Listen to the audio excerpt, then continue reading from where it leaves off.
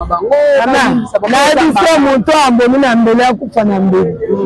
Muntu ambomi na mundu akufa na ila mundu ngaki tunakoyogela mutu mawote poto atanyo akoboma yo.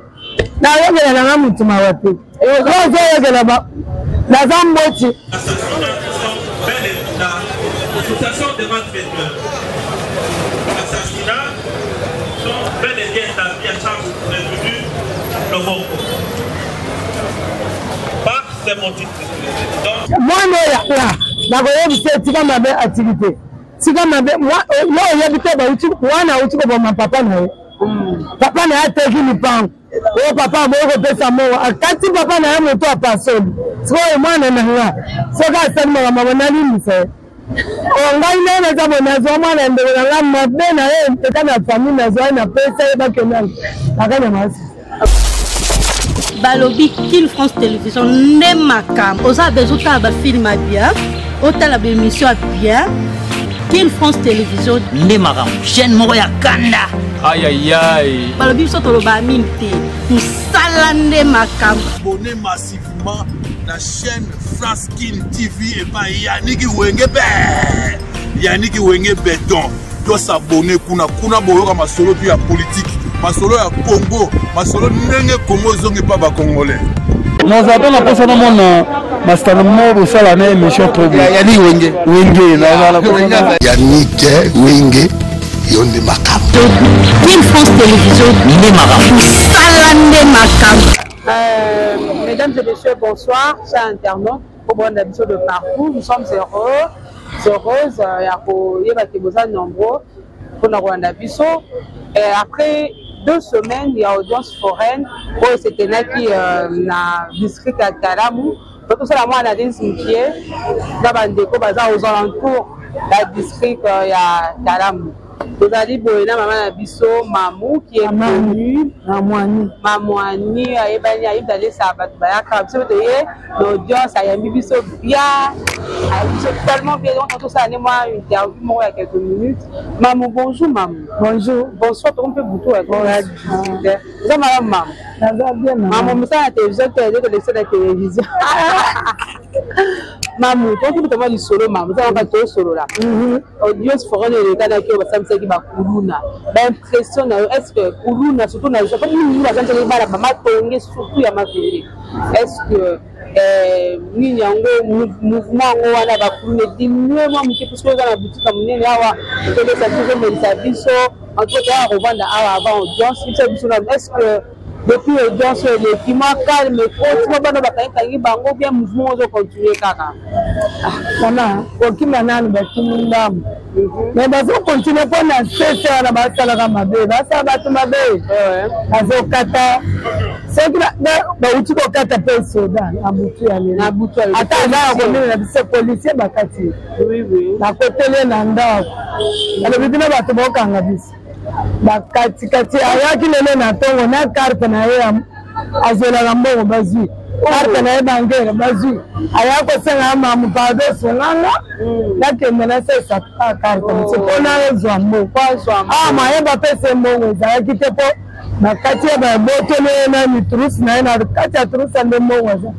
bo alebina zaka na moi $25 nanga na carte nanga nyonso mamoke Mamou va conduire parce que j'ai l'impression comme si les gens des milices dans ma base avec Kiri et Belé va conduire so bakoma ko sabana na makasi lokona ngana zaina mwana ndeko na ngaya wa bandefu yanga abimika bo bakanyi mwana 4 jours bazo kanga mwana bazo salise na magasa ko taka na nini na groupe na bango ba beti mwana bakati kasi ba poto toliki mwana 4 jours bakezo mwana ye na ba pota na zongisi pa na biso na terre je ne connais ni so ba moni ba ko se na makasi tout notre tronçon ya na savubu na lobina bano bazao sima ya komino tout à l'heure tout mona moto akati donc awa ya jete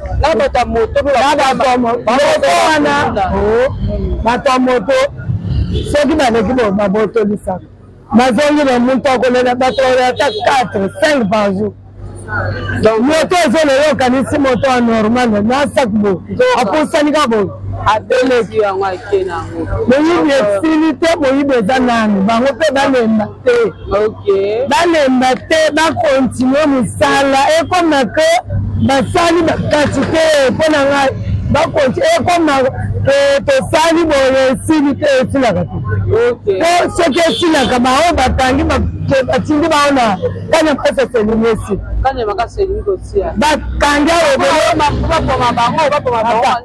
moto abomi motu abomomile mabe ezawa mpo na ngai mabe eza te mpo ye abomi moto oyo abomaka akokufaka na mbeli oyo abomi na mbeli to akufa na mbeli sana bakolimbisa yo mpo okontinue koboma vraiment amudanya mona yo danya parole na yo pona surtout bana na baza na ba parole na mona ba parole na bango baza kolela o batika kwa nga aza kuruna te pona ba pocho bazo bomba bana bango basipeta makabo ba pezo sana ngai moyibe ba kululo quartier na quartier mutu ayebi kuluna ndako na ye eza na muntu te ayebi ke na quartier na biso kuluna azala na ndako bayebi omoni biso solitomondo na biso bino bateke bino bato bozoteka ba whisky moko bozoti bandika soki ya ndika soki nini yango balobi bana wana basangisaka yango na bamakila lokola place onga na bandi boye omoni akoya kosanga na bandi ame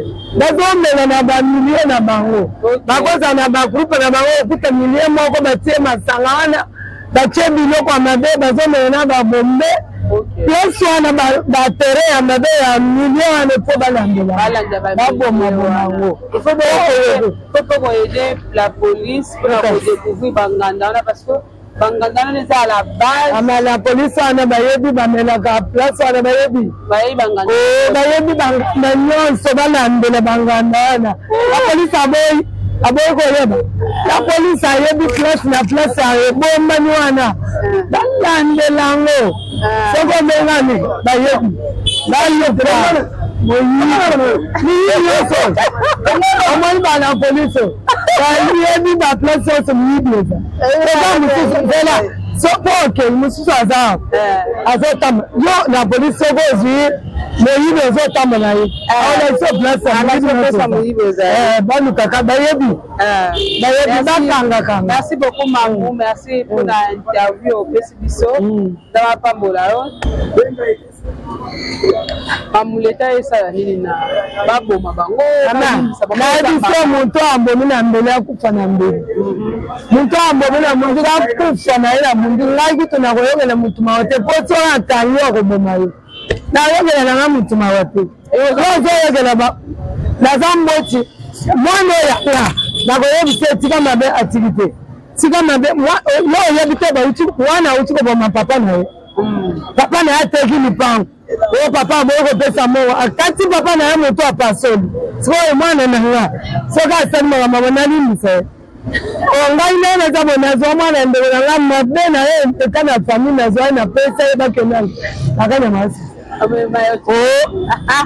rai mabe eza mabe mu mama o yazo bomba mabe aza mama mabe sana ke mabe sila yo ni mabe sila te continue mwana yibe na ko pesa poya so moni mama azo na $500 basi atama ba pesa mwana mama anaza malamu kwa yebi mabe ya mwana mais mbele yazo luka basi kama ba abo mabatu ayibe rembo bakufa so bakangi ba mama amba sambo ba kedibe babo mama ona ngayo.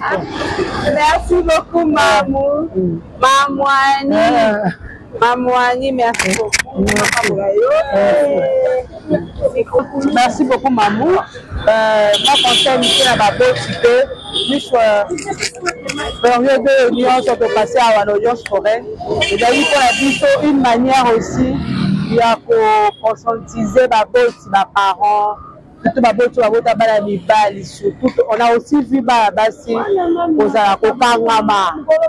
parents, et puis bangande ke créama la cité monter ba sanga moko ba obima ko yebi wana déjà destruction ya mœurs des ma jeunesse na kosenga na gouvernement la biso battre la dicamo puisque ils ont la société ba usine au pays créé ba whisky moko beza ba whisky à mabe pour les autres en sorte que jeunesse est à la déviation de mœurs que tout le monde parce que quand on a amélie biloko wana azoye ba chouchouté a comme ça à côté na nzela luka poto les sacs à la boire c'est bon ba comme le malatina ba makila ba niaou. Donc il faudrait que le gouvernement, ministère intérieur et s'imprégner, s'impliquer dans la situation à Bakouna parce que ils ont comme de plus en plus un sérieux problème. Et puis si nous vous informons, nous sommes la presse, basée à possible, multiplier sur la manière mêlée.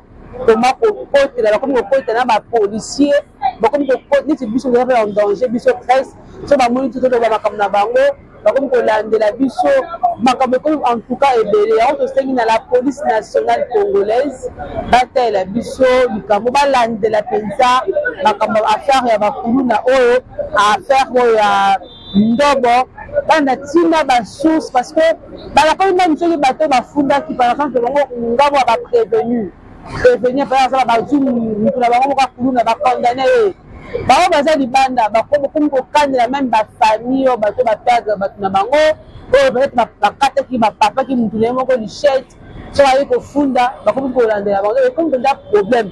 Donc c'est une guerre qui est lancée. C'est une guerre qui est lancée qui nécessite l'implication totale liée au gouvernement, le ministère intérieur, le ministère de la justice ainsi que la police. La population aussi vous accompagne dans cette démarche. Il faut aussi que cette population soit sécurisée puisque la population a besoin de se prendre en charge. Quand on a dénoncé, ainsi ils appellent la répercussion les autres salles, les autres comme la surtout population. Merci beaucoup de que la police est au sein de la c'est bon. Donc si merci na bato ya maki biso na district ya Kalamu, Papa Kiala, Major Aboso, Papa Major Alpha. Merci pour la moussala qui peut ça déjà sur comme la victoire, on doit sentir que victoire est comme dégagée. Dans la ligne tracasserie, les ailes sous merci la ville pour la moussala qui peut ça là. Nous allons nous voir prochainement. On a une nouvelle audience qui va encore se tenir bientôt là. Restez branchés sur nos antennes de Kin France. À très bientôt. C'est mérité ça.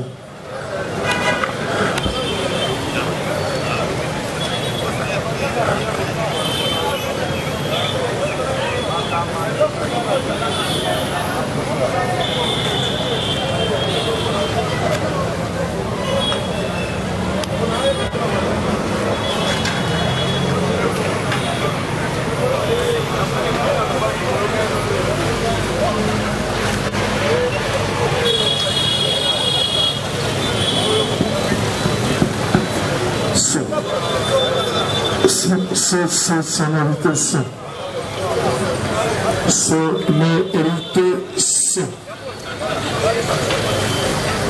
C'est mérité ça. Il n'y a pas de la scène. Ok, ça. Ça. Ok, ça, Omega. Wilson.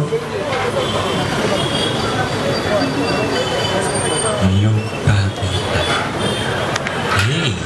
Ok, ça, yes, ok.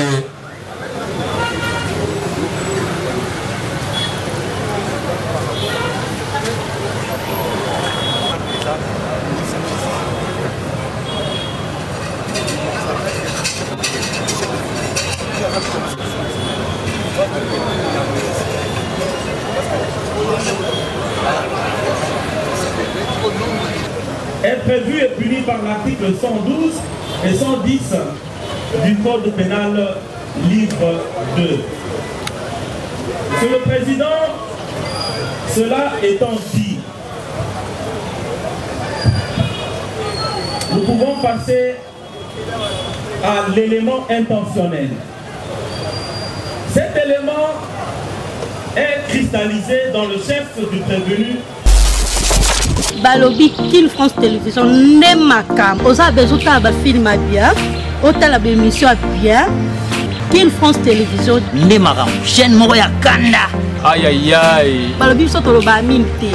Nous salande ma cam. Abonnez massivement la chaîne Fraskin TV et pas Yannick Wengebe. Yannick Wenge Béton. Doit s'abonner kuna boyoka masolo puis ya politique. Masolo ya Congo, masolo ndenge Congo zonge pas ba congolais. Nous avons la personne au monde Master Mobo sala na émission trop bien. Yannick Wenge. Wenge na Yannick Wenge yonde makam. Kin France Télévision n'est ma cam. Nous salande ma cam.